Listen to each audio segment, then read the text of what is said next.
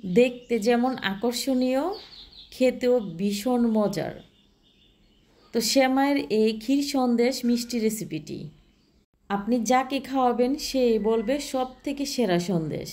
খেতে এতটাই ভালো হয়েছে, আমার হাজব্যান্ড তো বলছিল তোমার জন্য একটি মিষ্টির দোকান খুলে দেব, এতটাই মজার হয়েছে। তো প্রথমে এখানে নিয়েছি পোলাও চাল, তারপর এখানে নিয়েছি কাঠবাদাম, পানি দিয়ে খুব ভালো করে ধুয়ে তারপর রেস্টে রেখে দিয়েছি 1 ঘন্টার জন্য। তারপর এখানে নিয়েছি 1 প্যাকেট সেমাই, আর এই সেমাইটা যতটুকু সম্ভব ছোটো করে ভেঙে নিতে হবে। তো আমি কীভাবে ভেঙে নিচ্ছি আপনারা আসলে দেখেই বুঝতে পারছেন। তো যতটা পেরেছি আমি ছোটো করে ভেঙে নিয়েছি। তারপর এখানে অ্যাড করছি কিছু আস্ত গরম মশলা, তারপর এখানে দিয়ে দিচ্ছি 1 টেবিল চামচ পরিমাণে ঘি। চুলার আঁচ অন করে দিয়ে অনবরত নাড়াচাড়া করে ঘিয়ের সাথে সেমাইটা খুব ভালো করে মিশিয়ে নিতে হবে। আর মিশিয়ে নিয়ে তারপরে কিছুক্ষণ ভাজা করে নিতে হবে যেন সেমাইয়ের কালারটা একটু চেঞ্জ আসে। যখন এরকম ভালো করে ভাজা হয়ে যাবে তখন এখানে আমি অ্যাড করছি 1 কাপ পরিমাণে পানি, আর এই পানিটা নর্মাল পানি দিয়ে নাড়াচাড়া করে পানিটা সম্পূর্ণ শুকিয়ে নিতে হবে। তো নাড়াচাড়া করে নেওয়ার পর এখানে যে মশলাগুলো আমি আগে থেকে ব্যবহার করেছিলাম ওই মশলাগুলো এখান থেকে তুলে নিতে হবে। তো সবগুলো মশলা তুলে নেওয়ার পর আবারও নাড়াচাড়া করে খুব ভালো করে পানিটা শুকিয়ে নিয়েছি। যখন এরকম পানিটা ভালো করে শুকিয়ে যাবে তখন এখানে আমি ব্যবহার করছি কনডেন্স মিল্কের 1 টিনের অর্ধেক টিন এখানে কনডেন্স মিল্ক দিয়েছি, দিয়ে তারপরে নাড়াচাড়া করে সেমাইয়ের সাথে কনডেন্স মিল্কটা খুব ভালো করে মিশিয়ে নিয়েছি। আর মিশিয়ে নেওয়ার পর যখন এরকম পর্যায়ে এসে যাবে ওই পর্যায়ে চুলার আঁচটা আমি অফ করে দেব। তো আমি যে মলে এই মিষ্টিটা আমি সেট করব ওই মলে র্যাপিং পেপার দিয়ে একটু বিছিয়ে নিচ্ছি চারিপাশটা, আর নেওয়ার পর এখানে দিয়ে দিচ্ছি সেমাইটা দিয়ে দেওয়ার পর চারিপাশটা খুব ভালো করে মিলিয়ে নিতে হবে। চারিপাশটা আমি সমান করে মিলিয়ে নিয়েছি, আপনারা দেখেই বুঝতে পাচ্ছেন। আর আগে থেকে যে চালটা আমি ভিজিয়ে রেখেছিলাম ওই চালটা আমি আগে ব্লেন্ড করে নিচ্ছি। তো খুব ভালো করে ব্লেন্ড করে নেওয়া হয়ে গেছে, এখন প্যানে ঢেলে নিচ্ছি।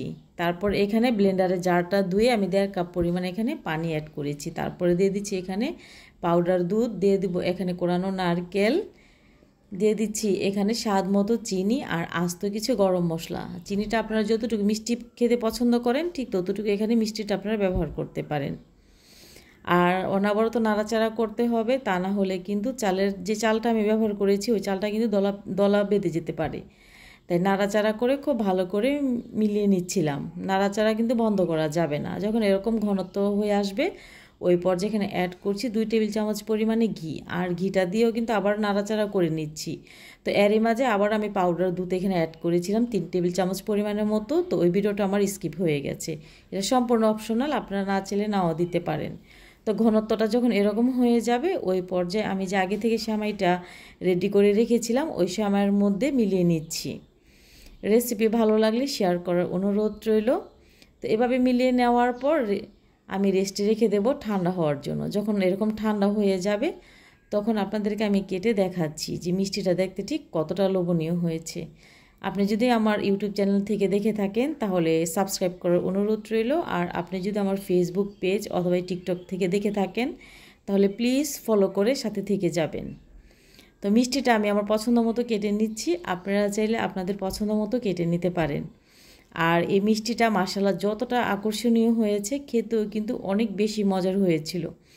আমার হাজব্যান্ড বলছিল যে মিষ্টিটা সব থেকে ভালো হয়েছে, তুমি চাইলে এরকম মিষ্টি তৈরি করে দোকান দিতে পারো, এরকম একটা কথা বলেছিল আমাকে। তো এতটাই সুন্দর আর এতটাই মজার হয়েছিল এই মিষ্টিটা। আপনারা ট্রাই করে দেখতে পারেন, আর ট্রাই করে আমাকে কমেন্ট করে জানাতে পারেন।